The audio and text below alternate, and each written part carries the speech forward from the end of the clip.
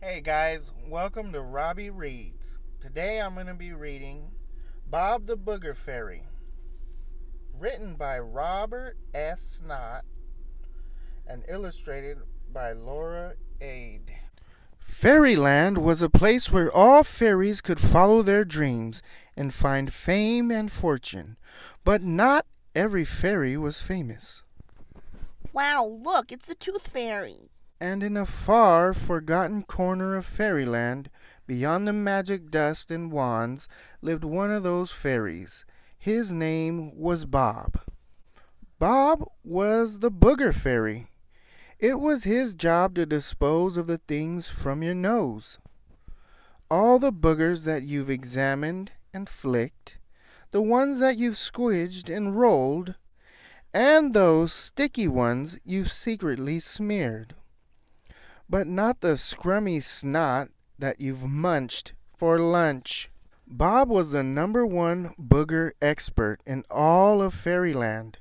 He knew the difference between a thin and flaky and a icky sticky flicky, or a cluster chunk and a nose snorter. He even knew how to deal with a bad case of slime snizzlers. Thin and flaky. A super thin, dried nasal mucus that is almost see-through, perfect for fairy house glazing. Icky sticky flicky. One of those annoying boogers that no matter how many times you flick, it won't disappear.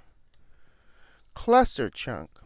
A collection of different colored boogers that have been squeezed and squashed together over a very long time. Nose snorter. A booger that is easy to locate but super hard to scoop out. Slime snizzler. A half booger, half slimy snot that clings like gloopy string to the inside of your nose. However, being good at his job wasn't enough for Bob. He dreamed of being famous.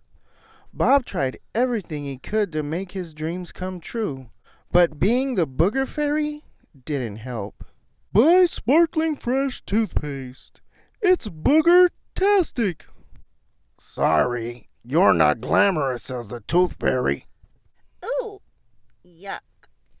I don't think you'd make a very good fairy godmother. We've decided to go with Tony, the Toenail Fairy. He's got his own scissors. Then one day, Bob's luck changed. While he chiseled, scraped, and mined down the side of Snotty Simon's bed, Simon was a secret smearer, something gleamed and glistened among the cluster chunks and the icky sticky flickies. It was a tooth! Bob had a new plan. Wait a booger minute. If I were the Tooth Fairy, I'd be famous in no time. So Bob built a booger trap, tucked Simon's tooth under his pillow, and waited silently until the Tooth Fairy appeared. Bob burst from the bed and flopped into his own booger trap. The Tooth Fairy smiled. She knew exactly what Bob wanted. I could do with the rest, she said. Do you mind being the Tooth Fairy for a while? Bob didn't hesitate. Absolutely. I won't let you down. Bob started his Tooth Fairy duties right away. He flew from pillow to pillow, collecting tooth after tooth. This isn't that hard. I'm going to be the best, most famous Tooth Fairy ever, said Bob. However, as morning dawned, the toothless children were in for a shock. For under their pillows, instead of a shiny Tooth Fairy coin, there was a sticky, icky surprise. Bob thought he had done a brilliant job, so you can imagine his reaction when he saw the Fairyland Star's front page. What's happened to the Tooth Fairy? Boogers discovered under pillows. Who is the Booger Man? He was finally in the news, but for all the wrong reasons.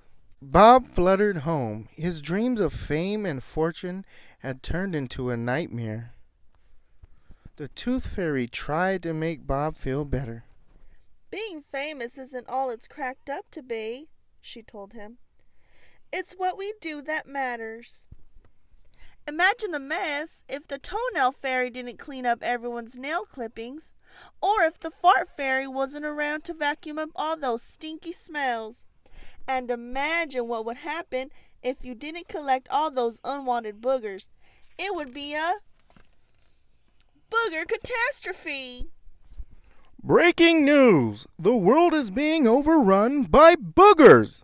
While Bob had been distracted chasing his dreams, people had continued to pick and flick, squidge and roll, and secretly smear.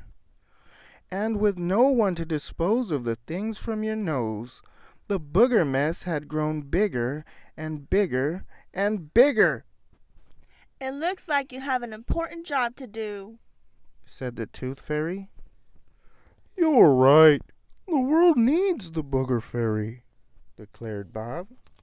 With his trusted booger wand and a little help from his new friend, Bob chiseled, scraped, mined, and beat the booger catastrophe. Everyone gathered for an interview with the fairy of the moment. Where's Bob the Super Booger Fairy? But Bob had fluttered back to fairyland.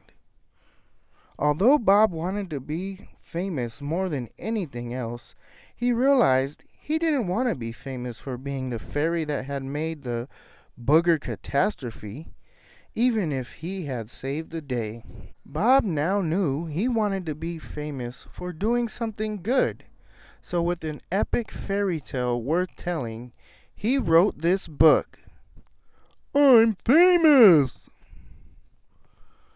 And I hope you'll agree, his story was booger brilliant. The end. Thank you guys for watching another episode of Robbie Reads. I hope you enjoyed the story, and I'm looking forward to reading more books for you. Don't forget to like and subscribe, and comment down below. Thank you.